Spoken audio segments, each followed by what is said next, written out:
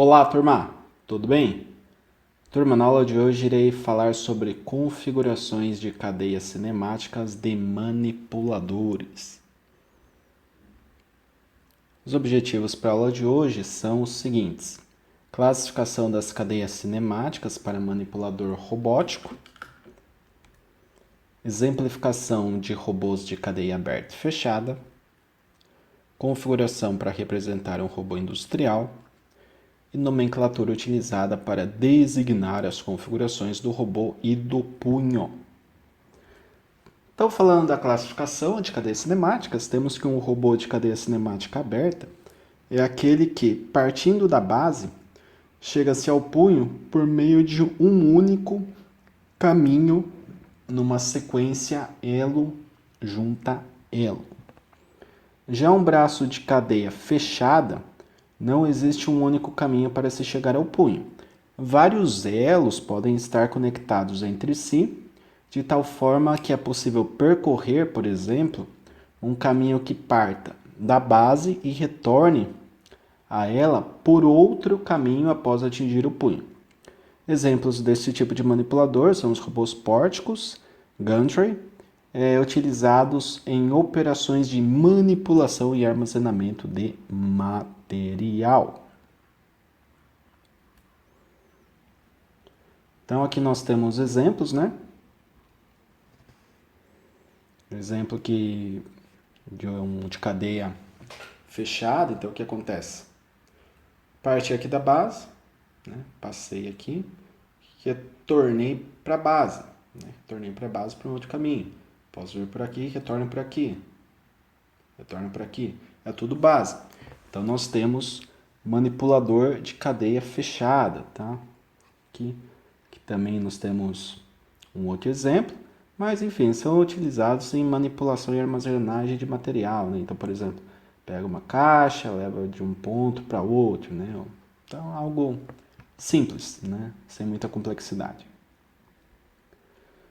Falando das cadeias parcialmente fechadas, nós temos que existem braços que apresentam parte da cadeia aberta e parte da cadeia fechada, denominados de cadeia parcialmente fechada.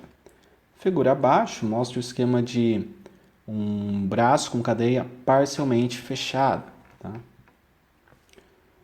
Percebe-se que nesse esquema aqui, o braço possui apenas 1 grau de liberdade, embora possua 4 articulações e 3 elos. Tá?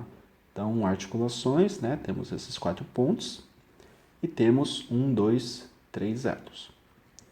O acionamento deste braço deve ser feito com um único motor, apenas um ponto que é motorizado, tá? Conectado a uma das 2 articulações da base. Então, nós temos 2 articulações, em uma delas, nessa ou nessa, eu coloco o motor para acionamento. Tais cadeias permitem que o motor de acionamento de uma dada junta, né, possa ser fixado mais próximo da base, o que permite reduzir a inércia do conjunto e aumentar a velocidade e precisão do manipulador. Então, esse tipo aqui de cadeia, né, parcialmente fechada, traz aí essa vantagem, né, em termos do acionamento, para gerar ali a movimentação do manipulador.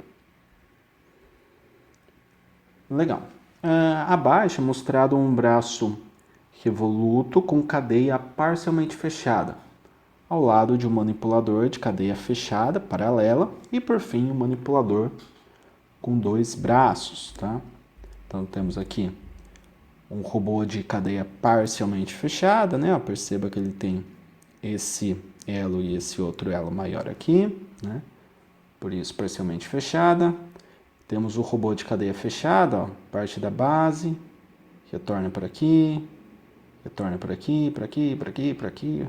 Cadeia fechadíssima, digamos assim. Manipulador em cadeia aberta, com 2 braços unidos por uma única base. E ó, perceba, por que a cadeia aberta? Saiu da base e chegou aqui nesse braço. Beleza. Puxa, voltou para a base pelo mesmo caminho. Saiu da base, foi para outro braço, né? Pega um outro caminho. Ah, não tem, só tem esse. Então, o único caminho para a base seria o tronco, né, digamos assim, desse robô. Então, ele é um robô de cadeia aberta. Esse daqui tem múltiplos caminhos, cadeia fechada, e esse daqui é parcialmente fechada, porque temos aqui dois elos, né, que faria a ligação dessa parte aqui mais próxima à base até o cotovelo do robô, mas que gera aí um ganho em termos de inércia, velocidade e precisão do manipulador. Esse daqui é um manipulador industrial clássico, né? Legal. Um braço mecânico ele é formado pela base, braço e o punho, né? O braço é ligado à base e esta é fixada ao chão, à parede ou ao teto. Tá? É o braço que efetua os movimentos e posiciona o punho. O punho, ele por sua vez, né, é dotado de movimentos destinados a orientar e apontar o órgão terminal. E o órgão terminal executa a ação, mas não faz parte da anatomia do braço robótico, tá? Pois ele depende da aplicação a ser exercida pelo braço. Então nós temos ali movimentação do braço e a orientação do punho, elas são realizadas por juntas, né? Juntas que seria a articulação do robô. E essas articulações elas têm ali motores, obviamente, para fazer o acionamento, né, de forma automatizada. Em resumo, a base sustenta o corpo, que movimenta o braço, que posiciona o punho, que orienta o órgão terminal, que executa a ação ou tarefa. Tá? Então, em termos práticos e sequenciais, é assim que funciona, né? Que ocorre a movimentação de um manipulador robótico, né? Que tem ali característica bem semelhante a um braço, né? Como se fosse um braço, só que em vez do braço, né, no nosso caso, o braço humano, ser conectado ao corpo, ao tronco, ele é fixo no chão, normalmente, numa base. Tá? Essa seria a diferença e, obviamente, tem graus de liberdade, que é a articulação, a capacidade de movimentação, bem menor do que de um braço humano. Mas também eles são de maior porte, tem mais força, velocidade, precisão, enfim. São manipuladores para processos industriais e, normalmente, são os manipuladores aí programados, né? Tem algum operador ali que vai fazer algum tipo de programação para que esse robô atue de forma pertinente a um processo produtivo, um chão de fábrica, né? Falando da configuração de robôs, nós temos aí que, em geral, utilizam-se 3 juntas, né? Para o braço, aí nós temos aí de 2 a 3 juntas para o punho. Então, já foi dito, né? Eu já trouxe até algumas imagens que demonstram de forma bem clara essas juntas para o braço. E já comentamos também das juntas do punho na aula passada. Os elos do braço são de grande tamanho, conforme eu mostrei aquele manipulador da ABB, né? Que seria de cadeia parcialmente fechada. E eles têm esse tamanho grande aí para permitir um longo alcance. O longo alcance vai permitir um volume de trabalho maior. O volume de trabalho eu vou definir em outras aulas. Por outro lado, os elos do punho eles são pequenos e às vezes de comprimento nulo, para que o órgão terminal desloque-se o mínimo possível durante a orientação do punho. Tá? Então aqui nós temos um esquemático, uma imagem que representa o que seria o braço, né, juntamente da base. E aqui nós temos o punho, né? Então a arfagem, que já estudamos na aula passada, faz a rotação para cima, para baixo.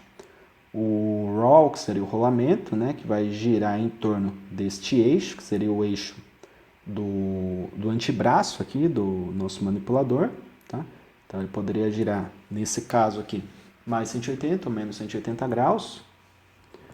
E a guinada, né, que teria a movimentação de 0 a 180. Então, nesse ponto, eu conseguiria rotacionar para cá, num eixo perpendicular aí ao antebraço, né, sentido anti-horário, ou conseguiria rotacionar no sentido horário, mas teria uma limitação por conta do próprio antebraço do manipulador robótico, tá? Então, o manipulador é isso: base, o braço, o antebraço, o punho, e no punho temos um órgão terminal. Esse órgão terminal aqui ele pode ser de diversos tipos, e nós iremos também falar, eu irei abordar isso em uma outra aula, tá? De uma forma mais prática e trazendo mais figuras, falando aí em termos bem práticos com vocês. Agora, com relação à nomenclatura para manipuladores, adota-se, né, nos manipuladores robóticos, uma nomenclatura para os manipuladores com base do tipo de juntas utilizadas na cadeia de elos que parte da base em direção ao órgão terminal. Né? O órgão terminal é aquele que vai executar a tarefa. Assim, o manipulador TRR, que já estudamos na aula passada o que significa também, né? Teria a primeira junta da base torsional e as duas seguintes seriam rotacionais. Vimos isso bem claramente na aula passada. O punho segue a mesma notação, porém indica-se a separação entre o corpo e o punho por 2 pontos, tá? Como por exemplo, TRR, RR. Então nós temos o esquema de notação aqui para designar os robôs, tá? A configuração dos robôs. Então nós temos robô cartesiano. Puxa, isso daqui é bem tranquilo, né, de compreender. LLL. O que é LLL? Linear, né? Por que linear? 3 eixos, x, y, z. Então eu vou para frente ou para trás em x, para cima ou para baixo em y e para um lado para o outro em z. Então, LLL, totalmente linear, né? Temos a configuração cilíndrica, que é L, VL, então ele tem uma parte que é voluta aqui e 2 partes lineares, tá? Então, teríamos aqui o movimento linear com relação ao raio, com relação à altura, e o revoluto com relação ao giro, né? Já que deveria formar ali, em termos de espaço, né, de volume de trabalho, um cilindro. Temos também articulado o revoluta, que é o exemplo colocado aqui, né? TRR, temos a esférica, que é TRL, temos a escara, que é VRL, enfim, são muitas configurações, né, para se designar aí as características, a configuração mesmo do robô. E temos a do punho, né? Do punho pode ser 2 eixos, que seria RT, rotacional torsional, e o punho de 3 eixos, que seria torsional, rotacional, torsional, TRT, tá certo? Então, para a aula de hoje é isso, turma. Eu agradeço mais uma vez a atenção de todos.